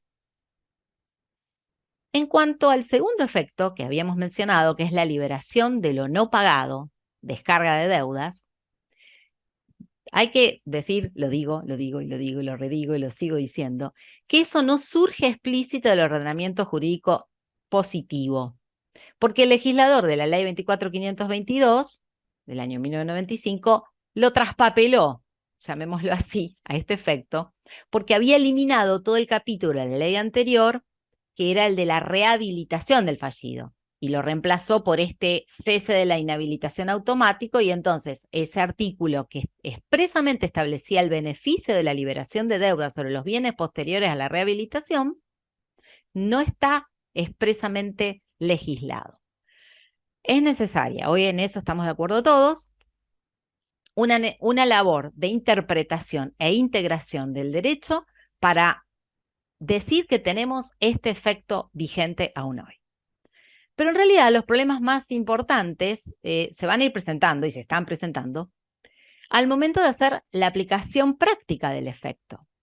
Habría muchos aspectos que analizar, no es el momento, pero en vinculación al caso, sí nos tenemos que preguntar si la liberación presupone el ejercicio regular del derecho o la buena fe del deudor. Otra vez nos vamos al terreno de lo no legislado. Yo sostengo que sí, y que es viable condicionar la operatividad de esta liberación o descarga de deudas a la comprobación de una conducta de buena fe y ejercicio regular de los derechos por parte del fallido. Aquí sí se puede hacer aplicación de los principios generales del derecho, artículo 9, 10, 1061, como ocurre en el derecho comparado y como es tendencia incluso en los modernos ordenamientos americanos, latinoamericanos, como el caso de Chile, por ejemplo. Colombia también.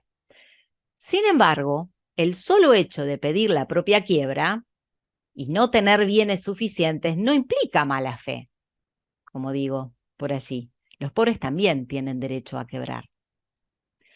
Será necesario, sí, comprobar en el caso concreto una conducta desviada, porque no se puede hacer una afirmación genérica de que porque no se tiene bienes, porque se presentó en quiebra, porque se había endeudado poco tiempo antes. La consideración del abuso del derecho tiene que ser en el caso concreto y es de interpretación restrictiva. Eso ya también lo sabemos. Lo que debe quedar claro es que no es un beneficio para el deudor que decide no pagar, sino para el deudor que no puede pagar.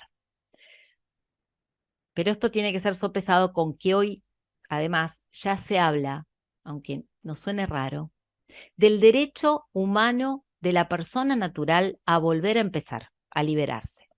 Entonces, entiendo yo que si se comprueba la mala fe o el ejercicio abusivo del derecho por parte del fallido, el tribunal puede impedir que pese a la rehabilitación, el deudor se beneficie de uno de los efectos, el de la liberación de deudas. Pero ello no va a impedir el cese del desapoderamiento de los bienes futuros. Lo que va a pasar es que el deudor no va a poder invocar después de su quiebra el beneficio de la liberación frente a algún intento de algún acreedor que no fue satisfecho a agredir su patrimonio nuevo. Y en ese sentido hay ya algún fallo que ha hecho consideración de esta cuestión de la no liberación por ejercicio abusivo del derecho. Es todo.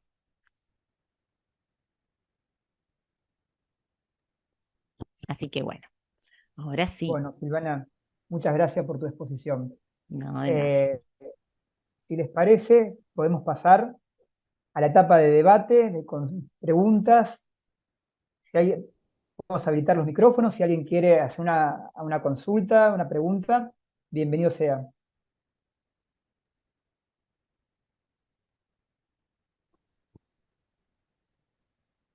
¿Hemos sido suficientemente claras? No, no, seguro que no, pero no se deben animar, no se deben animar. ¿Alguien A que ver, yo rompa le el hielo? Bueno, la vi a Alicia. yo me voy a Obvio. animar. Claro. Alicia, Bueno, por supuesto. voy a empezar por lo que planteó Silvana.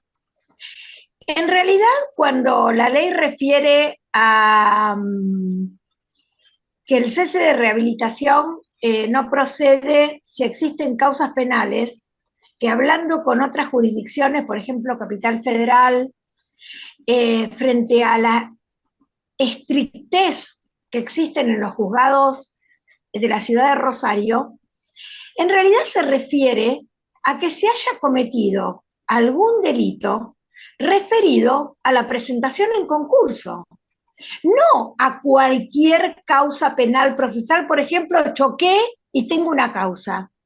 Entonces, si surge de las constancias, tal cual lo explicó Silvana, del expediente, que no hay fraude no hay ninguna acción punible penalmente respecto del proceso falencial, no corresponde de ninguna manera impedir el cese de la rehabilitación.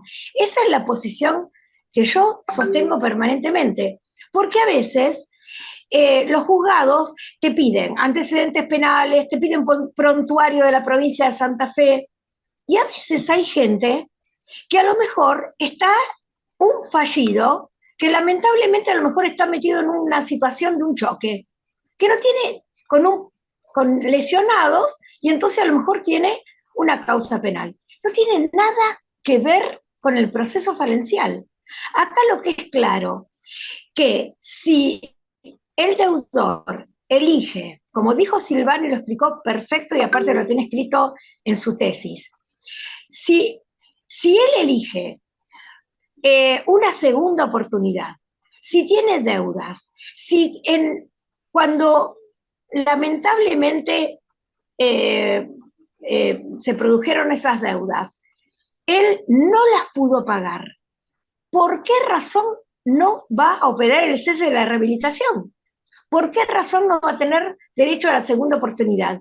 Y el hecho de que elija la quiebra y no elija el concurso no quiere decir nada. Quiere decir que el Fresh Start de Estados Unidos. O sea que a mí, yo apoyo lo que dijo Silvana, me parece que lo explicó muy bien, pero que me parece que nosotros, que somos los operadores del derecho, tenemos que ir mostrándole a los jueces que a veces exigen cosas que son absolutamente inadecuadas para la posibilidad de que el deudor que elige la propia quiebra tenga la posibilidad de un fresh start, de un volver a empezar porque le fue mal.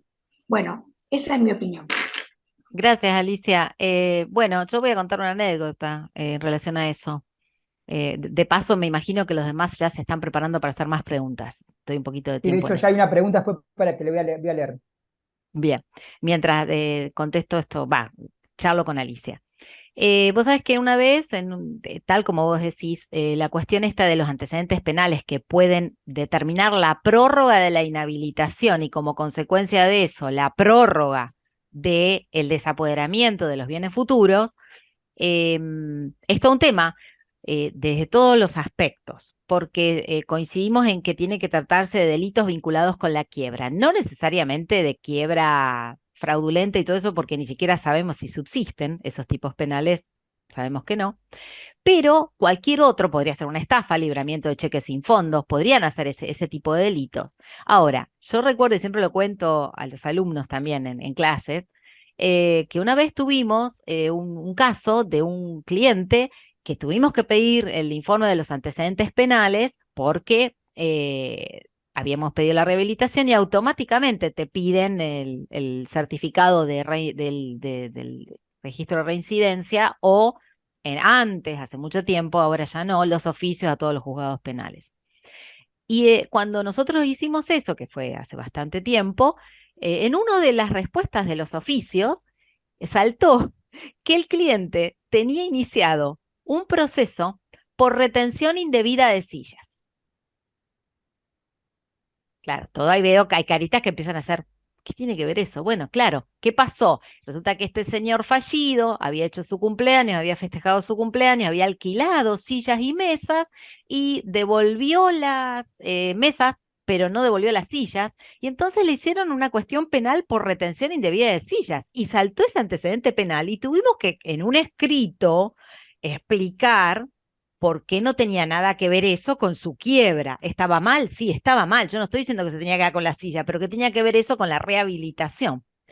En realidad, daría la sensación que los delitos, en realidad si uno se pone a pensar, los delitos que estaría buscándose relacionar con la inhabilitación y en la extensión del desapoderamiento, son los que tienen justamente agregada la accesoria de inhabilitación penal. ¿Por qué? Porque justamente la inhabilitación falencial parece estar funcionando como un adelanto, todo inconstitucional, de la pena accesoria de inhabilitación penal. Pero hay muchos fallos en jurisprudencia de distinto tipo, analizando los distintos tipos de delitos que se podrían cometer. Bien, tenías, Marcos. Te agrego, Silvana, que una vez hablando con Marcelo Barreiro y contándole que acá, cuando nosotros pedíamos el cese de la inhabilitación, nos pedían antecedentes penales, nos pedían prontuario, me dijo, pero ustedes están todos locos. O sea, acá el cese de la inhabilitación opera de pleno derecho al año. Y con eso el juez tiene que dictar. Ni siquiera tendría que dictar, pero bueno, ya Ya, yo ya es una comparto costumbre. que tendría que dictar. Sí, Pero bueno, yo lo que apelo es a que nosotros que estamos operando dentro de este sistema concursal, que vayamos marcando la situación, porque me parece que en este caso particular es excesiva las exigencias que se piden. ujú. Bueno, gracias Alicia por tu aporte. Una pregunta de Sergio Volati dice, si un acreedor insinúa un crédito en moneda extranjera, por resolución del artículo 36, le tienen por verificado en pesos y no pide aclaratoria o revisión, ¿podría en etapa de cumplimiento pedir que se le respete la moneda extranjera?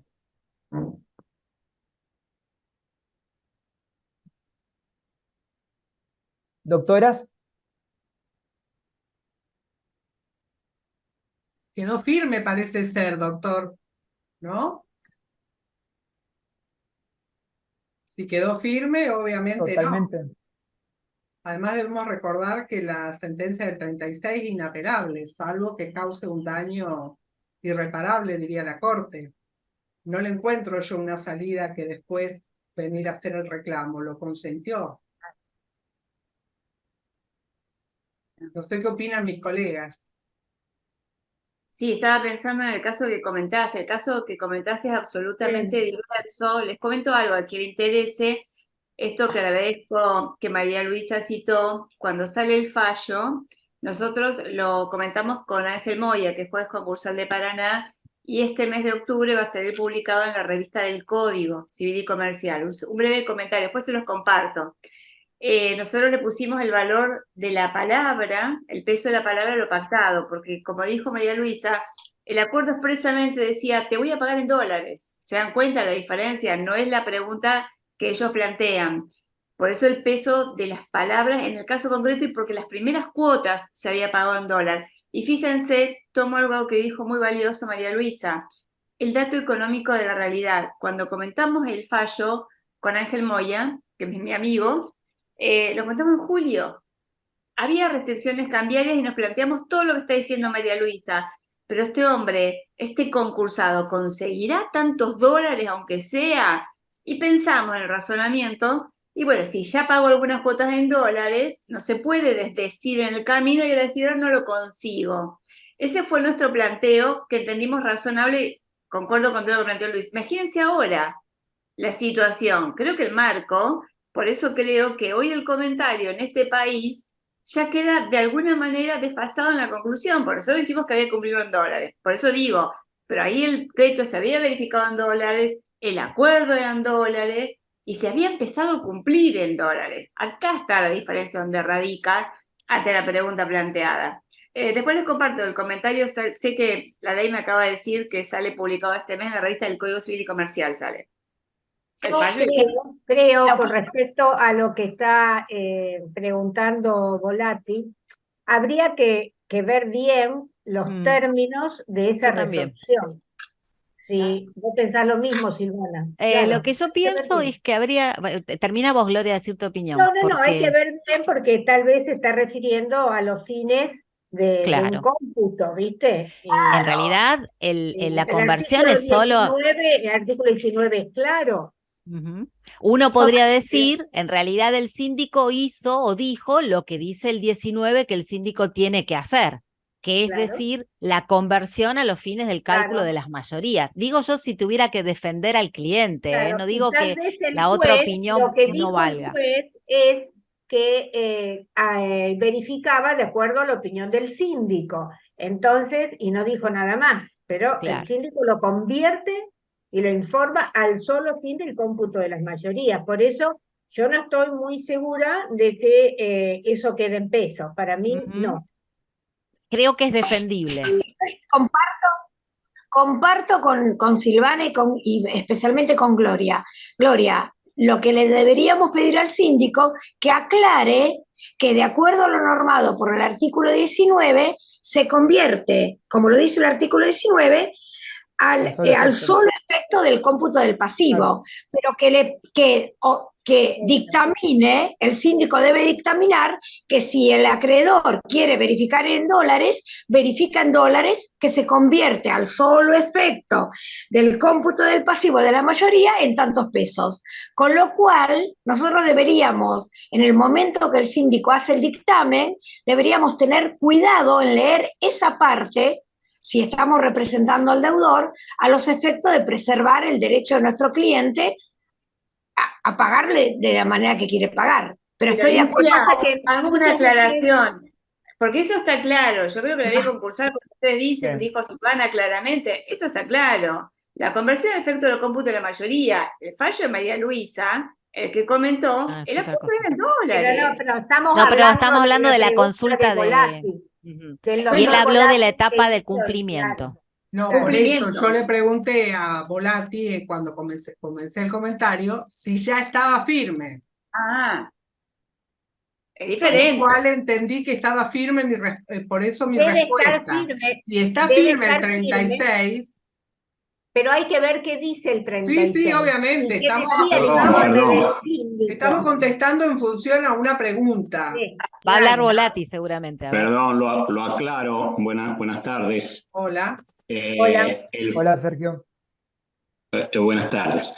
El fallo, en realidad lo que dice es, no sé si errado o no, pero en definitiva había 4 créditos verificados en dólares, de los cuales los 4 créditos salen por resolución del 36 en pesos.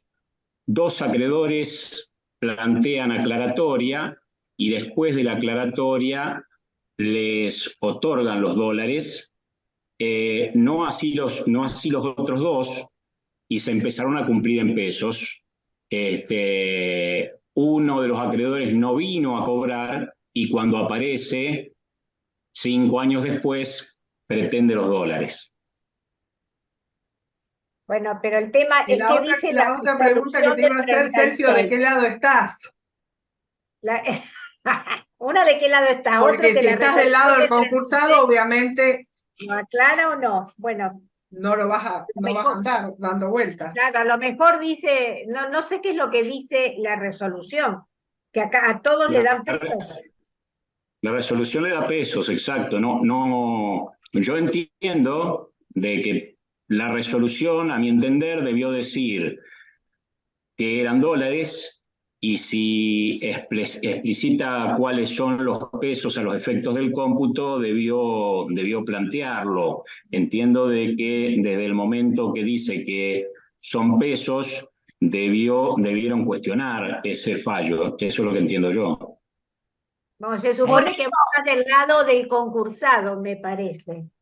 bueno, pero Gloria, independientemente de qué lado estés, a mí lo que me parece que este tema merece aclararse como corresponde. Si la conversión en pesos es al solo efecto del cómputo de las mayorías, que se ponga claramente la resolución y que se diga claramente si va a cobrar, si el que pretende cobrar en dólares, cobra en dólares. Entonces, esas son las cosas que a veces nosotros tenemos que remar porque no están correctamente explicitadas. Entonces, si el artículo 19 dice que la conversión en pesos es al solo efecto del cómputo de las mayorías, que sea el solo efecto del cómputo de la mayoría y que el acreedor diga, quiero cobrar en dólares y tendrá que cobrar en dólares, porque la ley le permite que sea de esa manera. Entonces, a veces se nos pasa de largo una situación como esa y después la tenemos que remar. En dulce de leche, diría alguien. Eh, No hay más preguntas en el chat tampoco. ¿Alguien más de los que está aquí que quiera comentar algo, que haya tenido alguna situación parecida de alguno de los casos o que obtuvo una resolución Yo tengo una interesante? consulta Ah, con bueno, eso es otro respecto, precio. con respecto a las tutelas diferenciadas. Sí, Eh, Gonzalo. Mi consulta concreta es ¿cuál es el límite? Porque tratados internacionales con jerarquía constitucional hay un montón y cada uno reconoce numerosos derechos. Entonces, hasta ahora no hay demasiados fallos, pero bueno, nada impide que en el futuro ocurran. Entonces, ¿cómo poner un límite a las tutelas diferenciadas sin desvirtuar todo el régimen de privilegios? Bueno, acá me toca intervenir porque soy la defensora de las tutelas y si no me equivoco, vos sos alumno mío y vas a rendir conmigo. Vas a tener que decir que las tutelas son lo mejor que hay. Lee todo lo que yo he escrito. No, bueno, más allá de cualquier broma, voy a decir algo. En este punto es sumamente opinable, como dije al principio, así como es opinable el caso Gali Basualdo, darle a una mujer una tutela por violencia económica, también es opinable dar una tutela porque también es cierto lo que dijo Gloria, hay que ver quién es vulnerable. Lo que yo cada vez que escribo, cada vez que doy una charla del tema, aclaro y subrayo, es que los jueces han sido sumamente prudentes. Han visto qué posibilidades tiene ese crédito o la incidencia del crédito en la conservación de la empresa, si se puede pagar. El caso emblemático es el que llegó a la Corte, el caso FABA, Instituto Médico Antártida. Y es cierto que esta prudencia demuestra que a nivel nacional son contados con las manos las tutelas, que yo creo que he comentado todas las tutelas dictadas en Argentina, y no creo que lleguen a 10 a nivel nacional. ¿Está? Eso por un lado. ¿Que hay críticas? Sí, hay críticas. Por ejemplo, la vereda contraria mía está Vítolo. Vítolo permanentemente, o Pablo Heredia, con quien he tenido, que es vocal de la Cámara de Apelaciones y es amigo mío, me ha dicho, Indiana, yo no estoy de acuerdo. Yo te leí, y ustedes saben que la Cámara donde está Heredia es la Cámara que sistemáticamente rechaza la tutela o el tratamiento diferenciado. Lo rechazó en FABA, lo rechazó en la Asociación Francesa. O sea, es un tema polémico porque también, insisto, lo comenté cuando comenté Centro IPAM, que es un fallo para mí muy justo, el que relató Gloria, está comentado en la ley litoral, que el juez tuvo en cuenta las circunstancias de ese niño, con una incapacidad visual total, y el Centro IPAM terminó arreglando y pagando, o sea, pudieron pagarlo. Si no hay un juez que haga tutela, ¿dónde está la justicia? Como diría Peirano, necesitamos una justicia pretoriana, porque lo que necesitamos es soluciones justas. Y les digo algo más, para los que están en la vereda de frente y me dicen, Indiana, hasta que no se reforme la ley concursal tenemos... No, porque la ley concursal ha tenido reformas y seguimos sin soluciones, y el fisco es privilegiado y tenemos un niño víctima de una mala praxis que queda incapacitado total y permanente y no tiene respuesta. O tenemos una niña abusada en un colegio a los 2 años que después de 15 años no tiene respuesta. Entonces, en eso soy enfática porque soy una defensora total de las tutelas Si la ley concursal no nos da respuesta, tendremos que buscarla en otros lados, recurriendo a normas que son operativas, porque tampoco son contraleyes. Para Vítolo, o parte de la doctrina, Pablo Heredia, me lo ha dicho Indiana, son fallos contraleyes, y les doy un argumento más, para que vean los que están en la vereda enfrente mía. Me han llegado a decir, Indiana, cuando estos menores, Fava llegó a la Corte Suprema, ya no era un niño, ya no se aplicaban los derechos del niño. ¿Perdón? ¿Perdón? Si ustedes tardaron 15 años en que llegara a la Corte un fallo y el chico tiene ahora 20 y pico de años, y no, mala praxis del nacimiento. ¿Saben cuántos años tardó para tener fallo de tutela de primera instancia? 18 años, Brian Fava. Entonces, el peligro que cierta parte de la doctrina sostiene, yo la verdad no lo veo. Si algún día me traen un caso de tutela que sea así nomás simple en sus circunstancias, diré, bueno, veremos. Me parece, por eso lo aclaro, por eso defiendo, porque parece que hay una crítica injustificada a las tutelas. ¿Por qué no responde lo que los jueces hacen?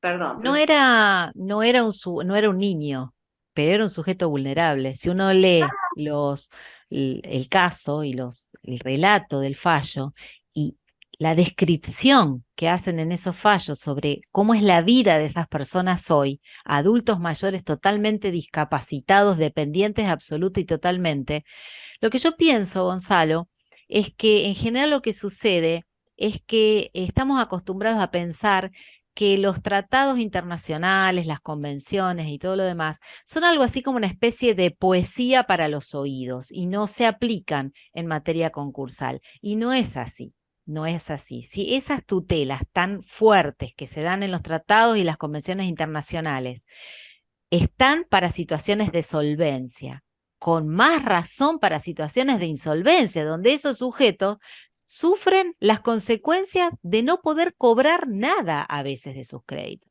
Y no hay que tener miedo porque son soluciones caso por caso. No es que de ahí sale una regla general que se va a aplicar al caso siguiente. Habrá que ver en el siguiente caso si la situación es la misma, qué tipo de acreedores hay y si no hay otros sujetos vulnerables con igual derecho. Habrá que ponderar, observar y hacer justicia al caso concreto.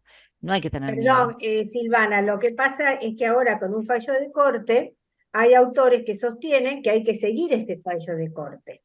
El fallo El de corte es último. solamente para el caso El concreto, eso último. lo sabemos a No, nivel... pero hay autores que sostienen que aunque haya habido una distinta integración, es un fallo de la Corte y debe continuar, los jueces deben seguir el criterio de la Corte con respecto al vulnerable. Gloria, expliquémosles algo a quien no sepa. En noviembre de 2018, la Corte, con una integración en la Asociación Francesa, también María Belén, claro, vos mencionaste, tuvo un criterio rechazando y a los 4 meses cambia el criterio. Sí, 6 meses, pero el último criterio es el que queda, aunque la Corte haya tenido otra integración. Está discutido, ¿eh? Está discutido. Bueno, Si lo sostiene no sé qué va, no sabemos qué va, no sabemos qué va a pasar. Yo coincido con Silvana, no sabemos qué va a pasar. qué va a No seguir sabemos. sucediendo. En realidad, no todos los tribunales se sienten reflejados en esas sentencias, es cierto. Pero hay que animarse. Hay un artículo interesantísimo del doctor Sagüez, que lo deben haber escuchado y lo deben haber visto en la carrera, la gente más grande, estudiado Derecho Constitucional, y que dice cuál es la actitud que tienen que tener los abogados frente a los tratados internacionales y a las convenciones. Y dice, si los abogados, o sea, nosotros, los litigantes, no nos acostumbramos a utilizar esas herramientas van a seguir colgadas así en la pared con un cuadrito como si no existieran, como si fueran una expresión de deseos y nada más, y no lo son. Así que hay que animarse. Las generaciones más jóvenes, las de los nuestros alumnos, ya vienen formados mucho más en todas estas cuestiones que a nosotras, Gloria, nos cuesta todavía, porque vinimos formados de la pirámide kelseniana a ultranza y entonces no hay manera de por ahí entender que hoy por hoy no, las cosas cambiaron. Es un tema, es discutible. Bueno, no sé Verónica si... está levantando la mano, Marcos. Ajá, Verónica. Sí, ¿qué tal? Buenas tardes a todos. Yo quería agregar un comentario sobre lo relativo justamente a lo que estaban charlando sobre la tutela efectiva. Y si bien es cierto, digamos, que digamos, yo me sumo, obviamente, a la postura que tiene la doctora Miceli, no solamente porque fui su alumna, ya fui su alumna hace un tiempo, sino porque realmente creo que cuando el impacto que recibió a través de la reforma del 94, la Constitución, lo cual establece claramente en el artículo 75, inciso 22, sobre el bloque de constitucionalidad y enumerado tanto los tratados de derechos humanos, los cuales están expresamente contemplados en nuestra Constitución, y luego en el 2015, cuando impacta la reforma al Código Civil y Comercial, en el artículo 1 al 3, sobre todo en el 1, habla perfectamente sobre la constitucionalización del derecho privado.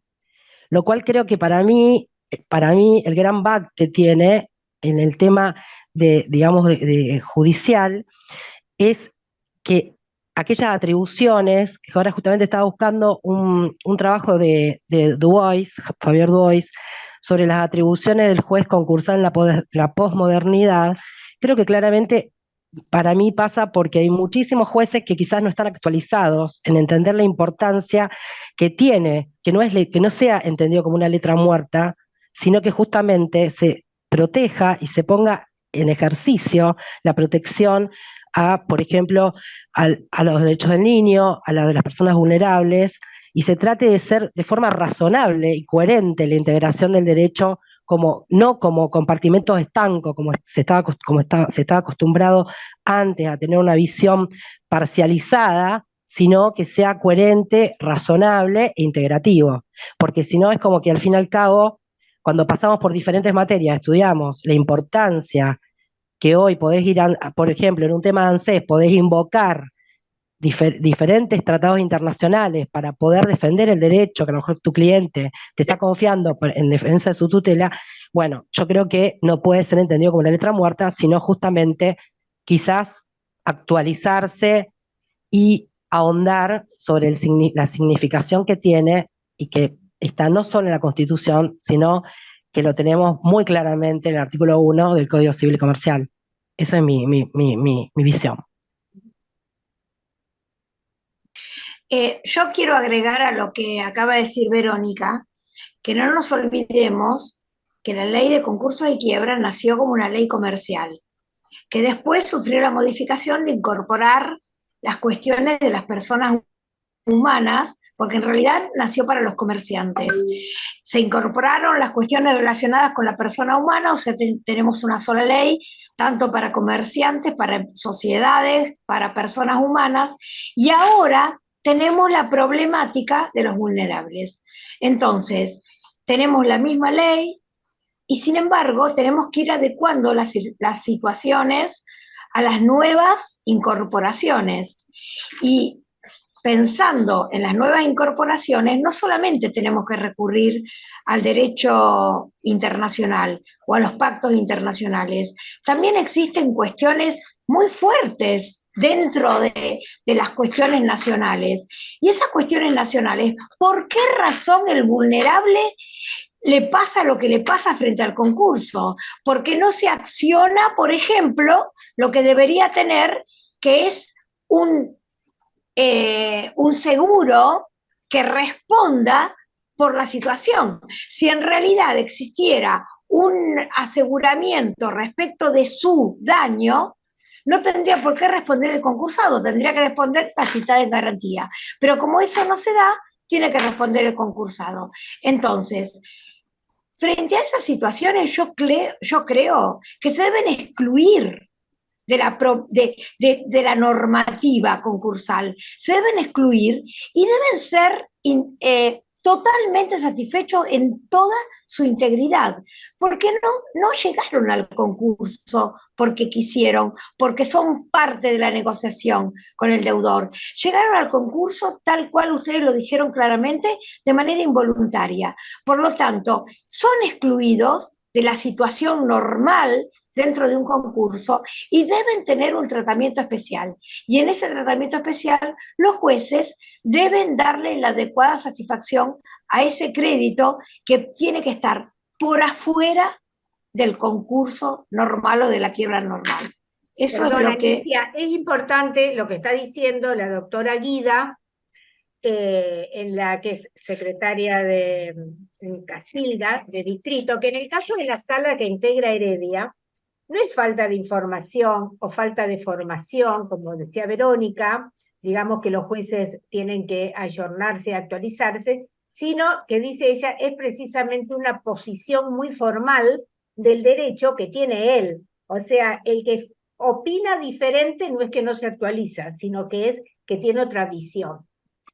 Pero en ese caso, Gloria, seremos nosotros los que estamos de este lado, operadores del derecho, que tenemos que hacer entender a los jueces que nosotros representamos a nuestros clientes en busca de justicia y en busca de la... No y estoy precisamente haciendo mi opinión, te estoy aclarando porque a lo mejor no lo pero leen. me parece Lo que dice la doctora que es algo que hay que tener en cuenta, o sea, no es desactualización, estoy repitiendo lo que dice la doctora.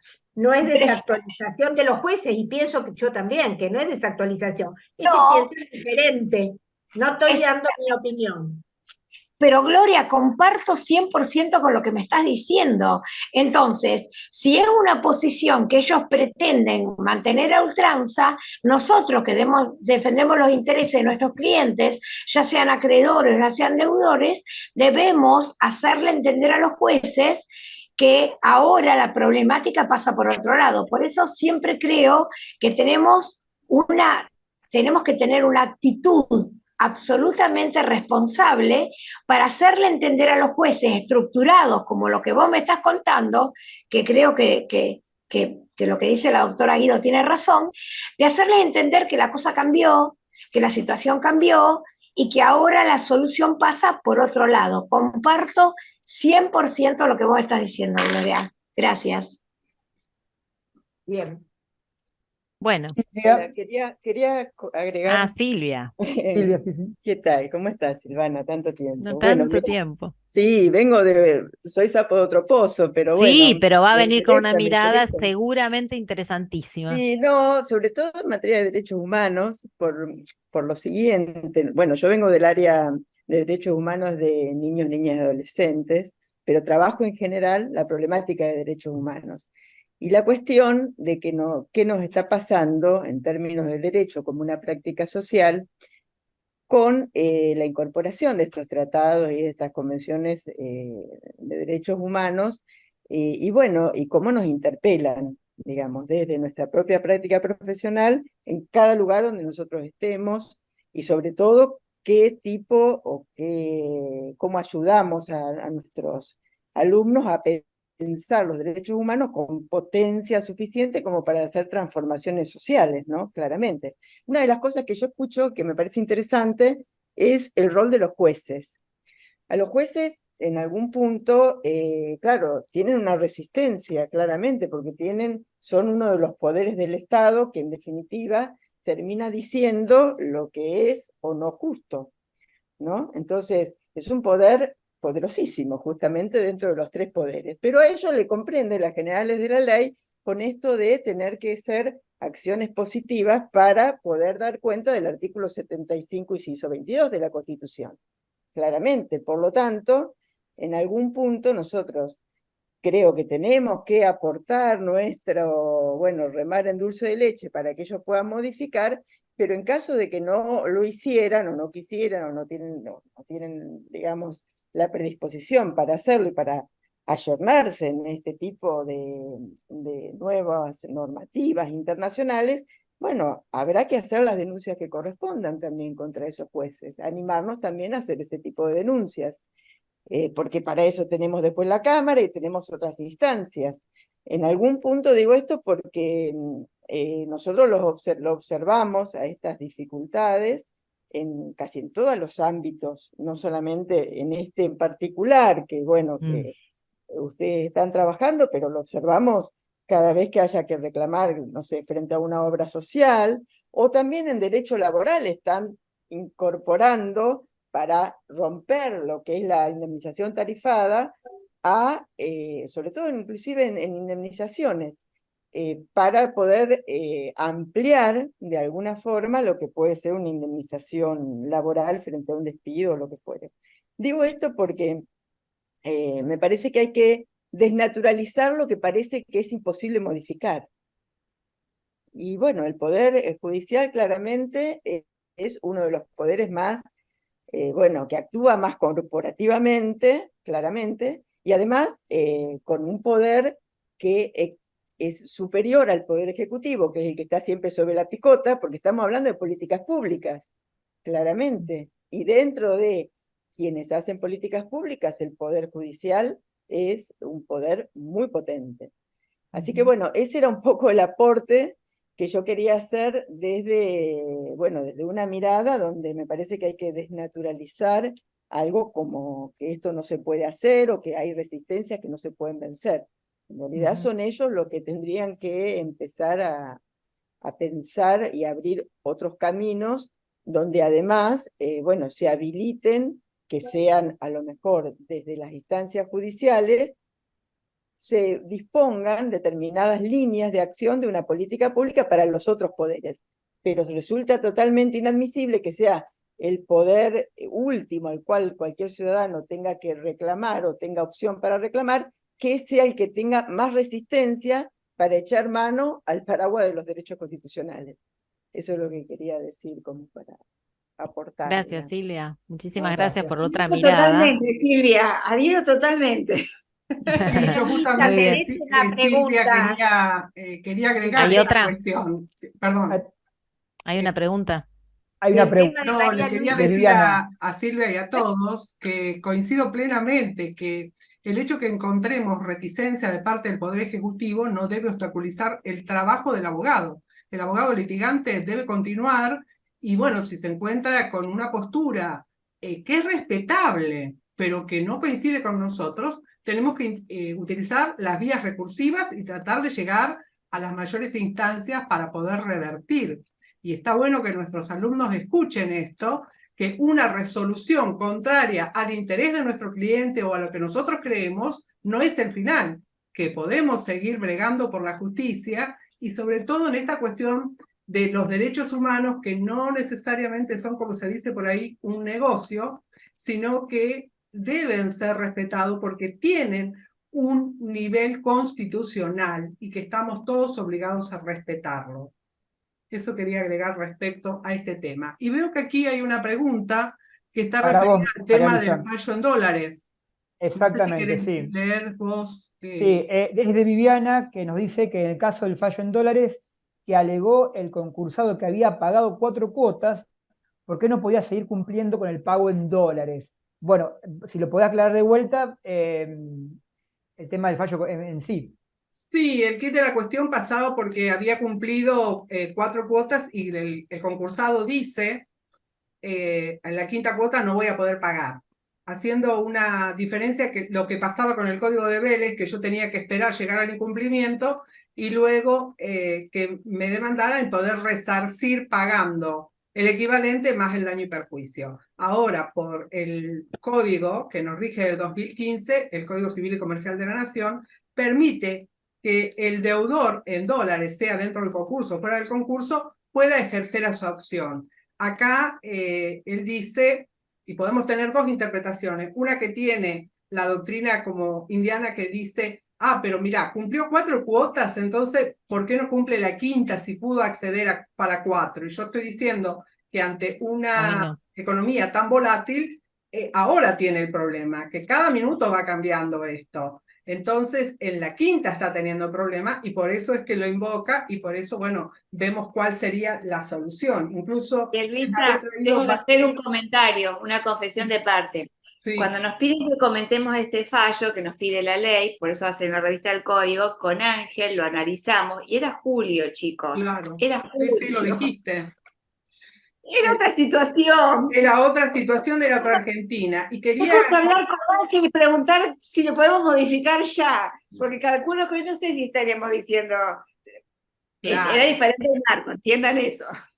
Y aprovechando la pregunta de Viviana, quiero aclarar que hay muchísimos fallos que ya dan lugar a que la obligación en dólares se transforme en pesos, pero obviamente no hay una uniformidad respecto a cuál es la equivalencia que se va a utilizar. Algunos hablan del dólar solidario, que es el oficial, más un porcentaje tiene un nombre, el 30%, que es del impuesto país, más un 35% en concepto de ganancias y bienes personales. Otros quitan esta última adición y solamente le agregan el 30%. La mayoría de los fallos de Rosario utilizan el dólar MEP, o sea que se pague el equivalente del dólar MEP.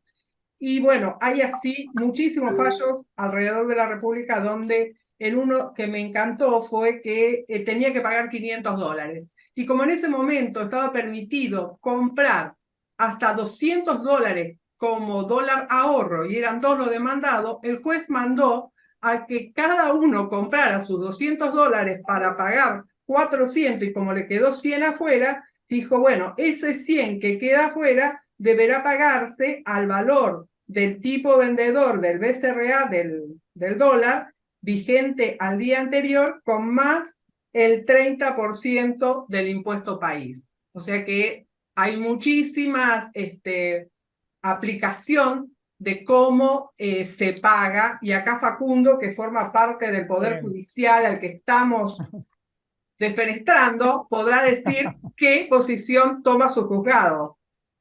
Tema del cual no me voy a meter porque me cambian las generales de la ley, pero bueno, no, primero ante todo. No, quería en realidad comentar algo de lo que estaban discutiendo María Luisa e Indiana, si me permiten la digresión. Sí. Yo creo que respecto de la cuestión esta del crédito, perdón, del acuerdo con el pago en dólar, billete, acá la cuestión me parece que tiene que ver con el carácter del 765, entendemos que, o por lo menos la mayoría de la doctrina entiende que es un artículo de naturaleza supletoria, es decir, creo que Indiana ha hecho mención a esto, si el deudor efectivamente se obliga al pago en billete, estaría complicado para acogerse a los beneficios del 765. Como digo eso, me permito traer a colación, que en realidad este era el objeto de la interrupción, una discusión que se tuvo durante la época de la pandemia, sobre todo el primer año, en 2020, que era la cuestión de la renegociación de los acuerdos concursales homologados. ¿Se acuerdan? Una situación global, Sí. pero que producía un efecto muy parecido, que era acuerdos que en un momento o en un mundo, por llamarlo de una manera, eran cumplibles por el deudor, con la situación de la pandemia se tornaron en quimeras para el cumplimiento. Y mucha doctrina se pronunció respecto de la posibilidad de permitir en esas situaciones completamente excepcionales alguna clase de renegociación del acuerdo que permita reencarriarlo de vuelta en alguna situación o en alguna forma de cumplimiento que sea posible y que sea beneficioso para todos. Me parece que, como expresa María Luisa, estamos en una situación macroeconómica que claramente es inestable, yo utilizaría la palabra caótica ya, pero me parece que coincidimos en las consecuencias. Cabría preguntar, y como dice Indiana, de hecho, de que el comentario que ella hace se escribió en junio o en julio, pasaron 3 meses, 4 meses, y el país es completamente distinto en situaciones macroeconómicas, aún peor de lo que ya teníamos en ese momento. Cabría preguntarse si situaciones de este estilo también no ameritan algún tipo de renegociación sobre algunas cláusulas de los acuerdos. No más que eso, y les agradezco la Un intervención. comentario breve. Creo, cuando lo hablamos con Ángel, que nos habían pasado un antecedente, lo íbamos a plantear en el comentario, no nos quisimos desbordar en el comentario, no exorbitarlo, pero ¿sabés qué pasa, Facundo? Yo creo que hoy en este marco sí, yo creo que daría lugar a un planteo ante una causa juzgada definitiva de una homologación, pero el marco me parece que ha exorbitado. Me parece, te lo digo ahora. En ese momento nos planteamos, pero no se había pedido. Tener presente, por lo menos nosotros sabemos, no se pidió una renegociación. Me acuerdo de Anich y la renegociación o la posibilidad de volver a plantear las cosas, que lo planteó justo en la pandemia por lo que vos estás comentando. Creo que en este caso no se había pedido. Pero si hoy me lo preguntaras y yo hoy tuviese que escribir artículo, este mismo artículo con Ángel, yo te puedo asegurar que los dos le daríamos una mirada diferente. Si hoy ese concursado es casi imposible que consiga $1, lo acaba de explicar María Luisa. con todos los antecedentes de qué está pasando. Y era una deuda millonaria. Encima no era un vuelto de cambio, millonaria. Por eso estaban tan en juego y me parece, ¿eh? Pero podría ser una opción. Teoría de la imprevisión, llamarlo como quiera, me parece, pero es muy opinable.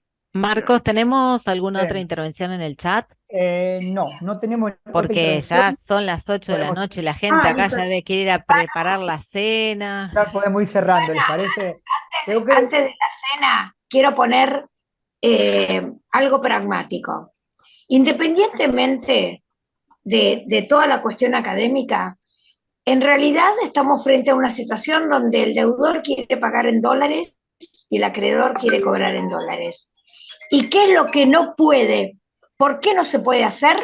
Porque existen normas externas a la situación relacional entre el deudor y el acreedor que impiden que eso se pueda realizar.